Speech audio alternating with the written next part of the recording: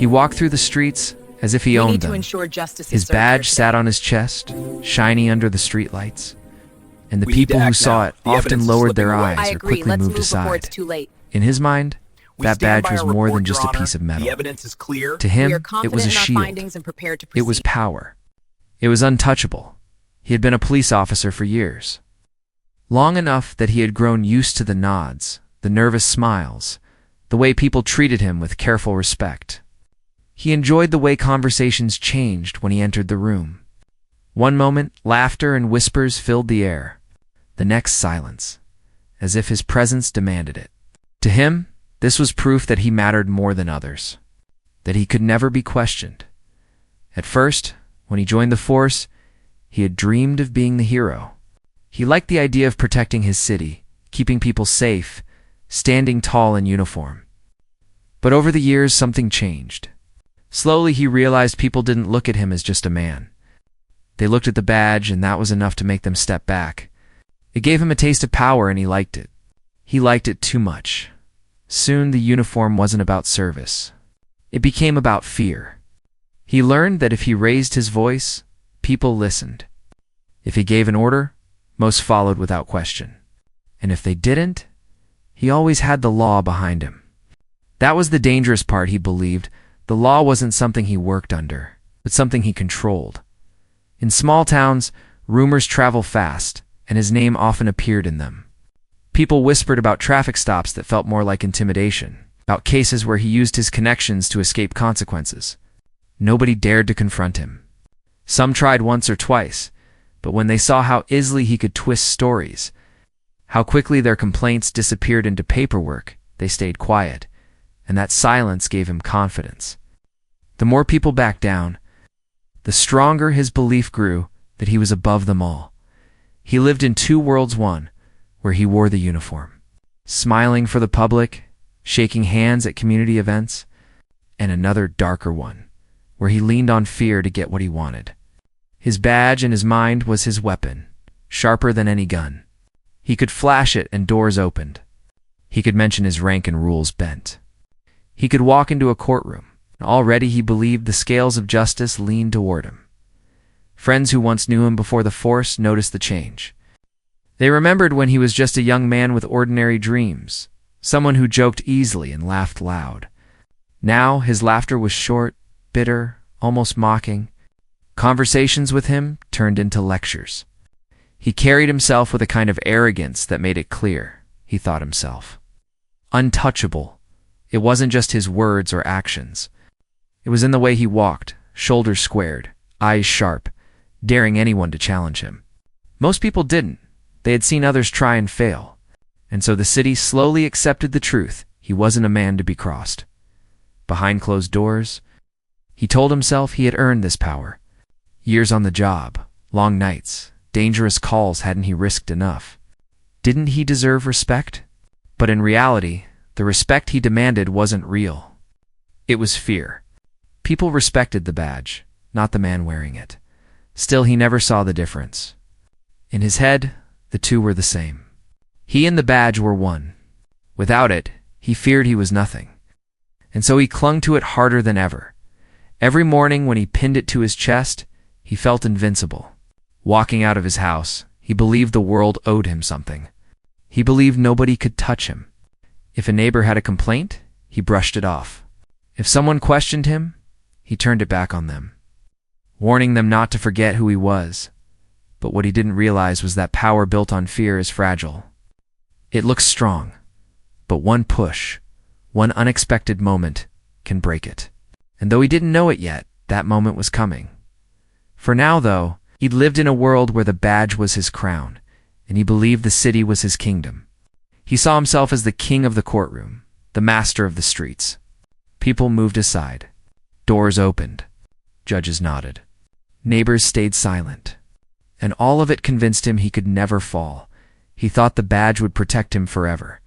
He thought it made him untouchable. But he was wrong. At first, his misuse of power seemed small, almost invisible. A raised voice here, a threat of a fine there, a casual reminder that he carried a badge and a gun. Most people thought little of it. They said that's just how he is, and moved on. But behind those little moments, a darker pattern was growing. He learned quickly that people hated trouble. Most men and women wanted to avoid conflict, especially with someone in uniform. So when he leaned on his authority, they bent instead of breaking. That gave him confidence. He started pushing further. If a driver argued during a traffic stop, he didn't just write a ticket. He added charges, stacked them one on top of another, until the driver's wallet felt the weight of his anger. If a shop owner questioned his demands, suddenly the shop was inspected, permits rechecked, licenses held up. And all the while he smiled, because no one could prove he was doing anything wrong. He was careful. Too careful. He made sure the system worked for him, not against him. The city began to notice the pattern. It wasn't just one complaint or two. It was dozens, scattered like puzzle pieces across different neighborhoods. A woman whispered to her neighbor, "He pulled me over for nothing and made me feel like a criminal." A young man told his uncle, "He threatened to lock me up if I didn't stop talking." People shared stories in hushed tones, but rarely in courtrooms. They were too afraid. The truth was, they had seen what happened when someone tried to fight him. One man, a mechanic, once stood up in court and called him a liar. The officer didn't flinch. Instead, he used his years of experience, his polished reports, his calm but sharp words to turn the judge against the man. By the time the case was over, the mechanic wasn't just defeated, he was humiliated. After that, others kept quiet. This became his weapon, not just the badge, but the silence of the people. Every victory built another layer of armor around him. Every courtroom appearance made him bolder. It wasn't about justice anymore. It was about winning, and he liked to win. In his mind, justice was a game, and he was the player who always came out on top. When he stepped into a courtroom, he carried himself like a champion returning to an arena he had already conquered. His tone was confident, his words smooth, and he leaned on his uniform like it was evidence of truth itself. Judges grew tired of his cases, but they rarely questioned him. After all, wasn't he the officer sworn to protect the law? Didn't he risk his life daily? It was easier to nod, to let him pass, than to dig deeper into his actions. But the deeper his power grew, the more careless he became. At home, he bragged about his victories. To friends, he told stories of people who learned their lesson after daring to challenge him. He laughed about frightened drivers, about defendants who broke down in tears, about neighbors who avoided his eyes. Every story made him feel larger, stronger, untouchable, yet beneath the surface, cracks were forming. People remembered. They didn't forget the way he twisted rules, the way he crushed voices that tried to rise against him. They carried those memories like coals, waiting for the day when one spark might turn them into fire. Still, he didn't see it. He lived in the comfort of his own illusion. To him, the badge was still unshakable power.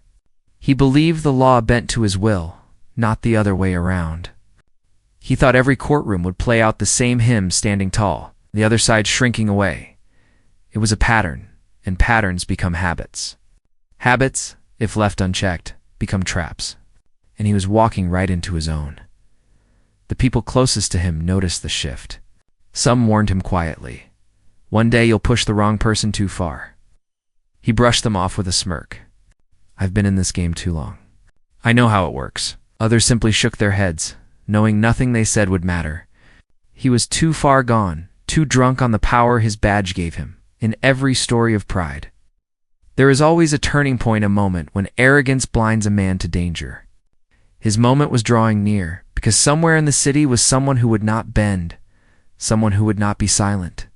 Someone who did not see the badge as a shield, but as a challenge.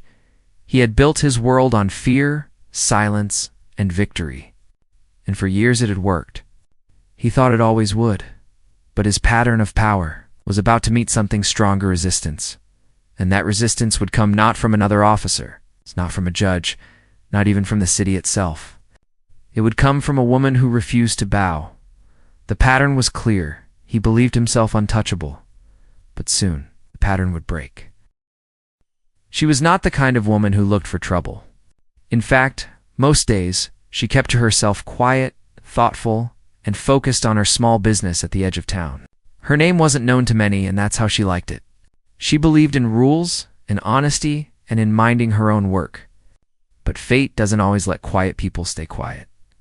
The day she met him started like any other. The sun had just risen, casting soft gold over the empty street.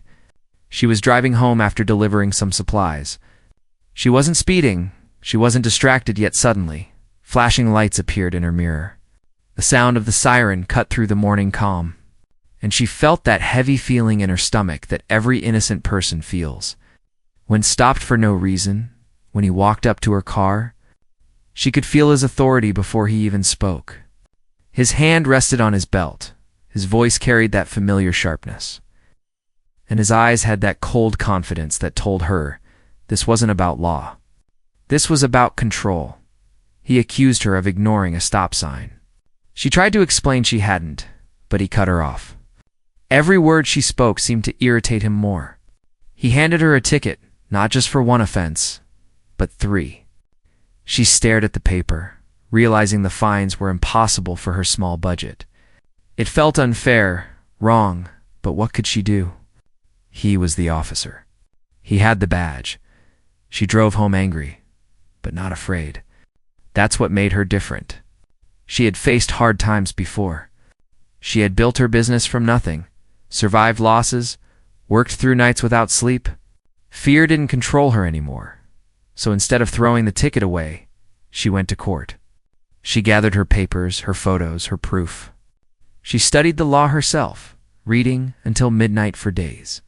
She told her friends she planned to fight it. They warned her quietly, "Don't do it. It's him. He always wins."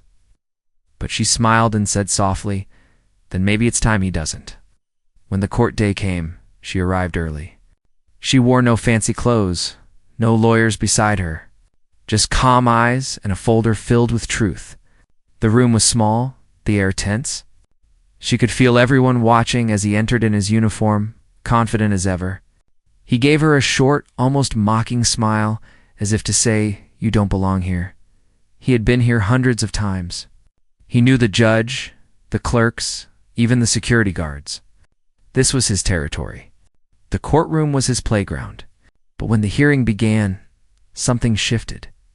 The woman didn't shake. She didn't stammer or look away. She spoke clearly, showing evidence step by step. She had pictures of the intersection, proof that the stop sign was blocked by a fallen branch. She had time records that proved she wasn't speeding. Every point he made, she calmly countered with facts. At first, he laughed under his breath, but as her calm words turned into solid evidence, his face started to tighten. The judge leaned forward. The crowd grew silent. For the first time in years, the officer felt something unfamiliar. Pressure. The woman wasn't loud or angry.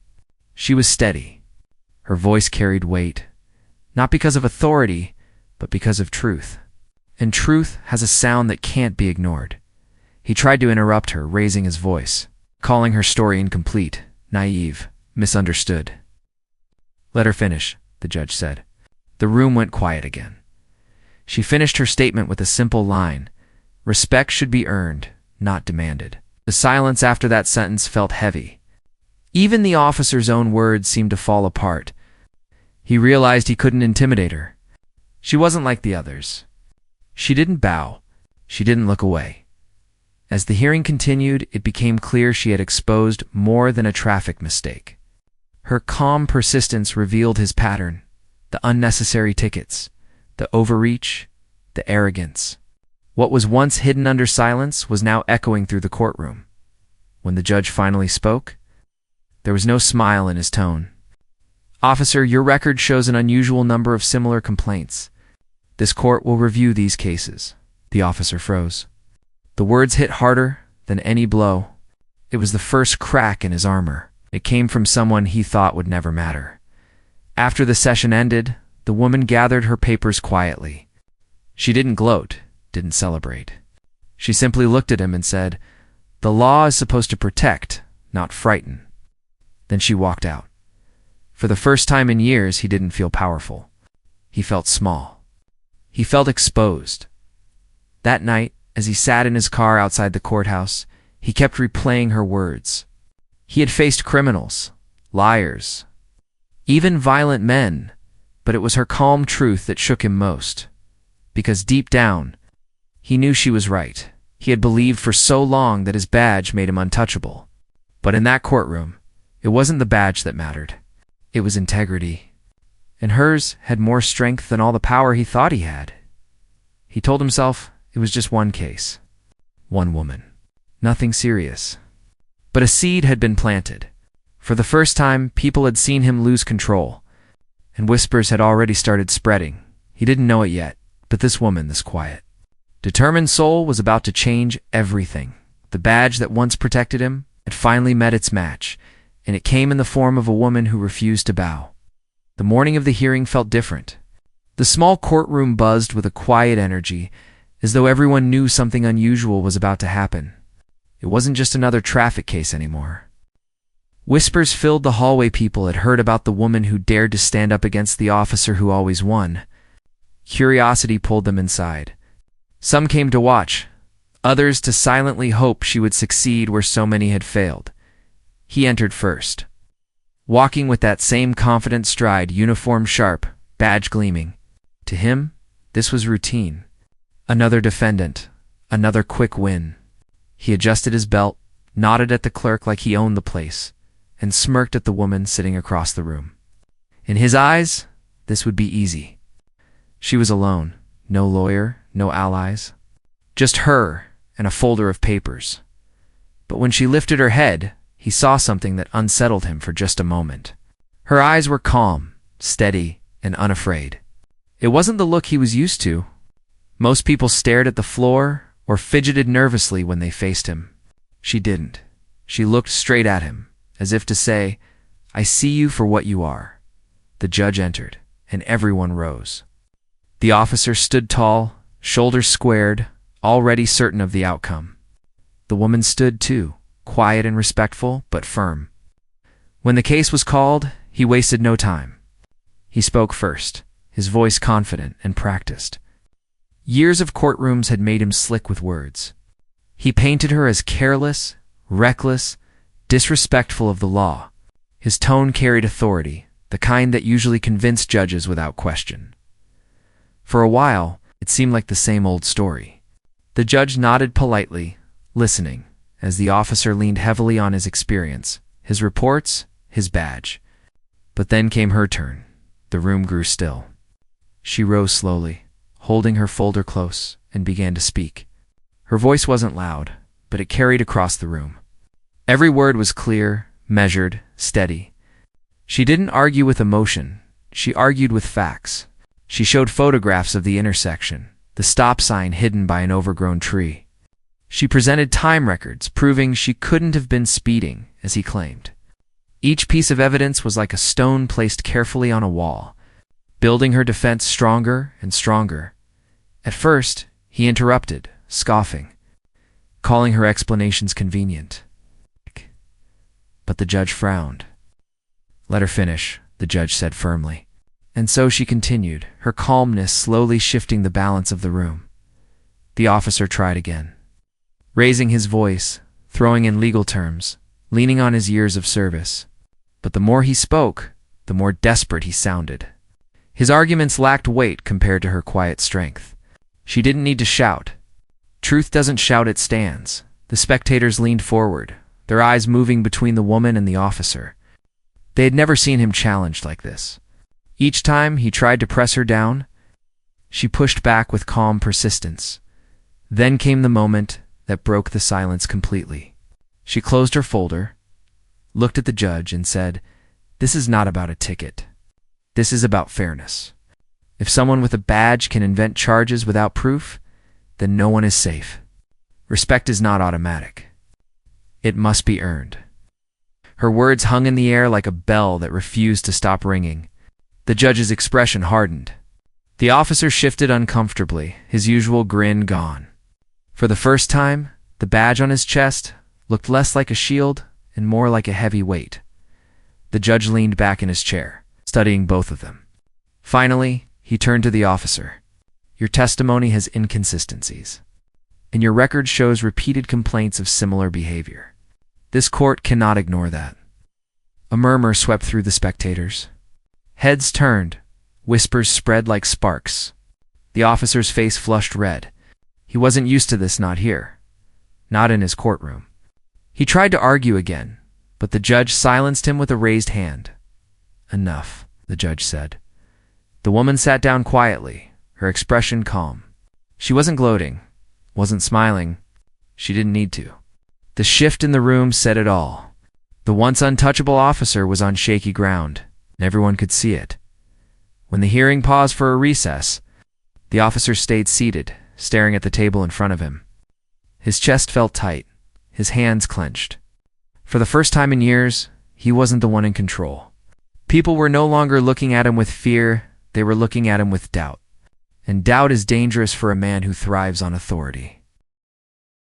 The woman, on the other hand, stepped outside into the hallway. A few strangers approached her, quietly thanking her, telling her they admired her courage.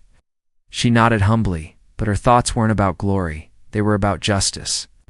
She hadn't come to destroy him. She had come to stand for herself, and by doing so, she had unknowingly opened the door for others. Back inside, the officer felt the walls closing in. This was no longer just about her ticket. It was about his reputation, his history, his entire pattern of power. And now, for the first time, the pattern was being examined under a light he couldn't control. The clash wasn't just between two people. It was between fear and truth, between authority abused and courage quietly rising, and everyone in that. Courtroom knew the outcome would change more than just one case. As the judge returned to the bench, the air grew thick again. The officer clenched his jaw, bracing himself. The woman folded her hands, steady as ever. The clash had begun, and there would be no turning back. Asterisk, he left the courtroom that day with a different weight on his shoulders. The badge was still there, pinned to his chest, but for the first time in years it didn't feel like protection. It felt heavy, too heavy. The whispers followed him down the hall. People didn't smile nervously at him anymore. They didn't step aside like before. Their eyes were different, curious, sharp, almost questioning. It was a look he hadn't seen in years. It burned more than anger ever could. Back at the station, things weren't the same either. A few fellow officers gave him polite nods, but he caught their glances when they thought he wasn't looking. Some were whispers, some were half smiles, some were silent stares that seemed to say, "We heard." His pride told him to brush it off, but deep down he knew. Word had spread. That night he sat alone in his kitchen, staring at the badge on the table. It had always been his symbol of strength, the proof of his authority. But now, after what the woman had said, after what the judge had hinted, it looked different, smaller, weaker. For years he had hidden behind it, convinced it made him untouchable. But cracks were forming. He could feel them. Once cracks appear, they only grow. The first crack came in the form of an official letter a week later. A review board was reopening past complaints cases he thought were buried. His hands trembled as he held the envelope. He read the words twice, 3 times, but they didn't change. His history was no longer locked away. The second crack came when a neighbor he had once silenced crossed the street to meet him face to face. The man didn't shout, didn't threaten. He just looked at him with steady eyes and said, "Maybe now people will finally see." Then he walked away, leaving the officer frozen in place. The third crack came in his own home. His teenage son, who once bragged to his friends about his father being a cop, now asked quietly at the dinner table, "Dad, did you really do those things people are saying?" The question stung more than any courtroom speech. He opened his mouth to deny it, to shout that it wasn't true, but the words stuck in his throat. For the first time, he had no answer. At work, his confidence began to slip. He walked into roll call late, his voice less sharp, his usual swagger missing. When he gave orders, younger officers didn't jump to obey like before. Some even asked questions. Questions. Something they never dared before. And each time he felt his grip loosening. The woman he had thought of as just another case had shaken more than his pride. She had broken the illusion. Once people saw through it, there was no going back. He tried to rebuild the mask. He tried to act confident in front of his colleagues, to walk through the streets as if nothing had changed. But fear had found him now, the same fear he had once inspired in others. When he looked at strangers, he no longer saw respect. He saw suspicion.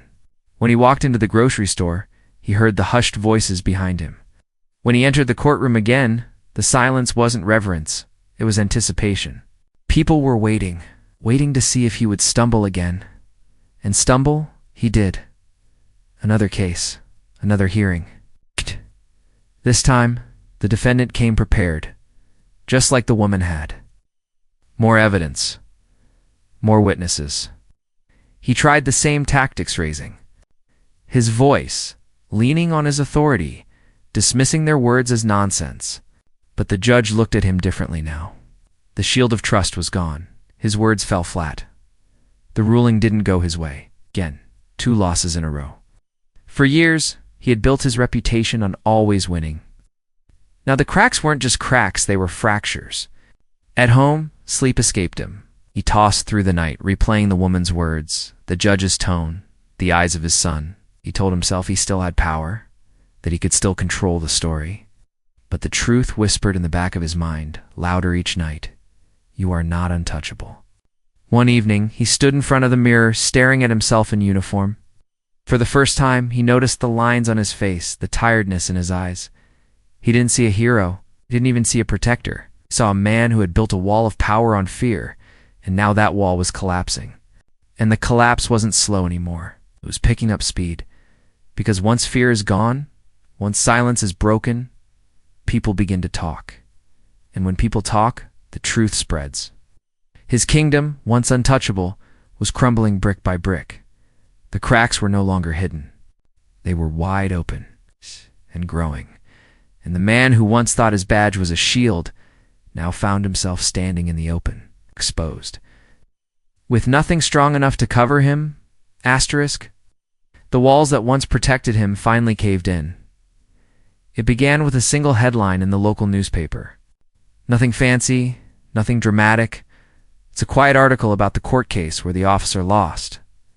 But it was enough. Enough to put his name in the open.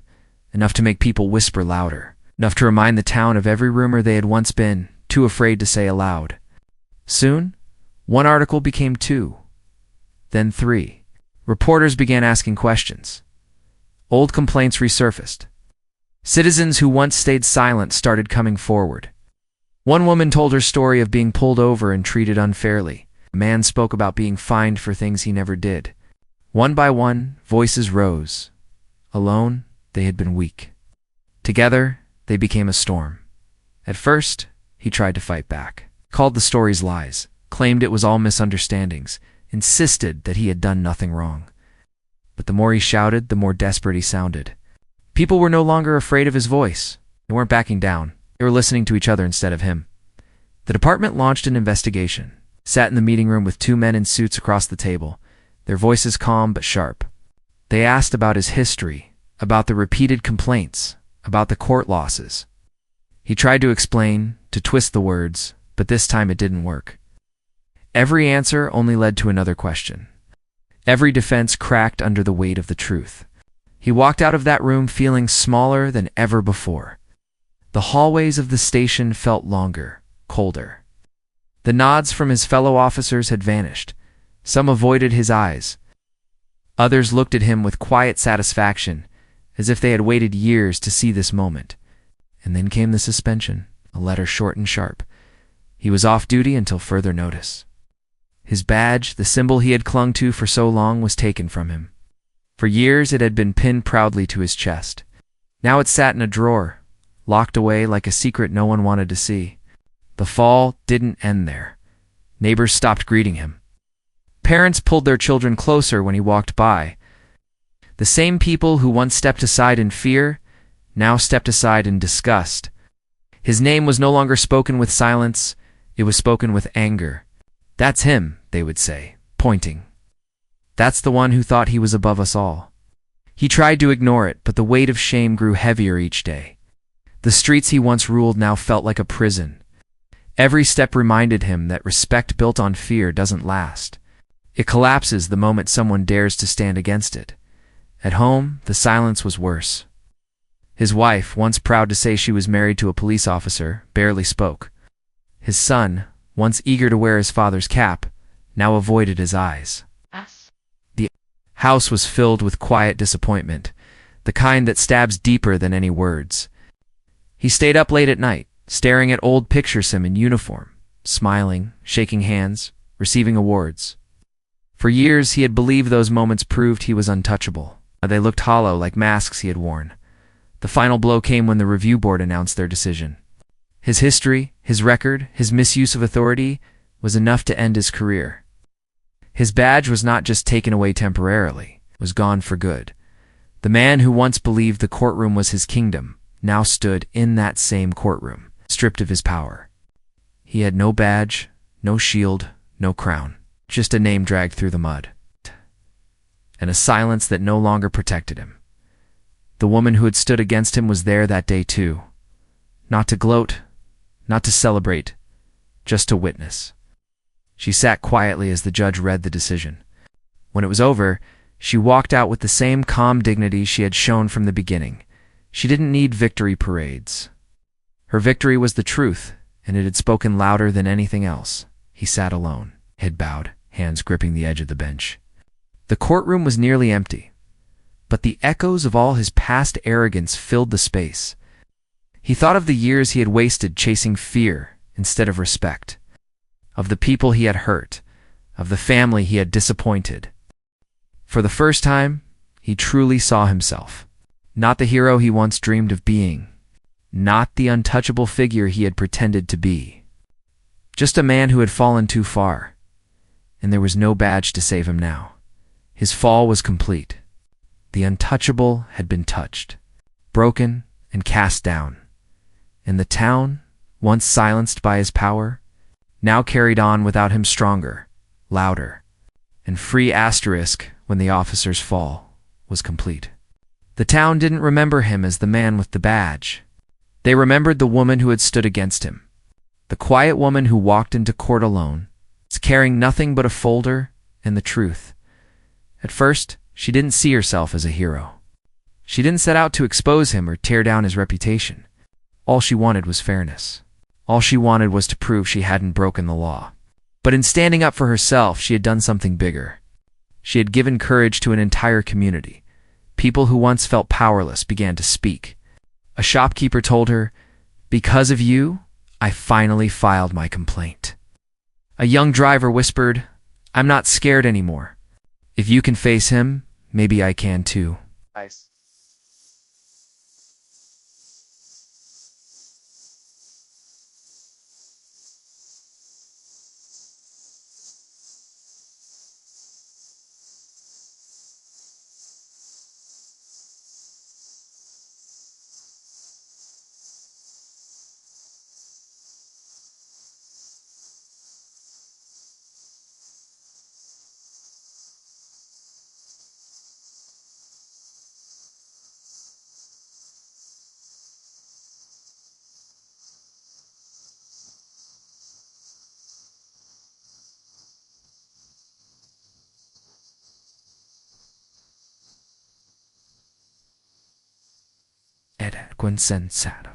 And it all began with her calm refusal to bow. The change in the town was slow but steady.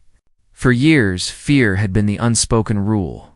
People walked on eggshells, careful not to challenge the badge, careful not to cross lines drawn by a single man. Now, the silence was broken. Truth had been spoken aloud. And once words are free, they can't be caged again. She didn't become famous. She didn't want to. She returned to her small business, her quiet life, her daily routines. But something about her presence felt different now. People looked at her with respect, not because she demanded it, but because she earned it. Children pointed her out to their parents, whispering, "That's her. That's the one who stood up." Adults gave her small nods, handshakes, or simple words of thanks. She accepted them with humility, never boasting. She didn't need to brag. Her actions spoke louder than words ever could. Meanwhile, the officer she had faced faded into the background. He had believed his name would live forever in the town, a symbol of authority. Instead, he became a story parents told their children not as a warning of power, but as a lesson in pride. Never think you are above the law. Never believe fear makes you strong. It only makes you weak. And at the center of that lesson stood her. There was one moment that showed how much had changed.